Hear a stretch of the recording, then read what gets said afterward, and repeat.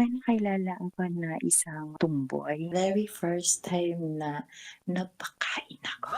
So, kinain ka niya, ibig sabihin, Kinain ko din siya.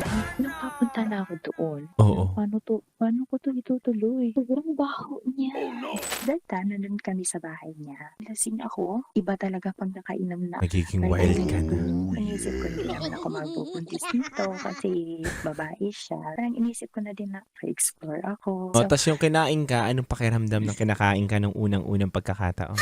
uminit yung buong katawan ko Ay. na ano, sabi ko, tapos parang pinapawisan ako na malamig. So, kinain ka niya, ibig sabihin, Kinain ko din siya. Nung papunta na ako doon, parang nahilo talaga ako. Sobrang baho niya.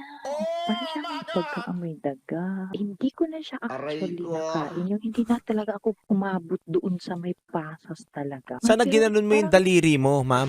Sundutin mo, ma'am, tas tikman mo, ma'am, ng kamay mo, ganun. Malay mo, amoy lang pala yun, pero may linamnam na tinatago, di ba? kung sa ulam pa yun na parang amoy pa lang ulam na. Pero yung sa kanya parang amoy pa lang mamamatay ka na talaga. Parang Sarap manood ng radyo, no? Ginawa mo na talagang bisyo ang panonood sa amin, no? Umabot ka na rito eh. Huy!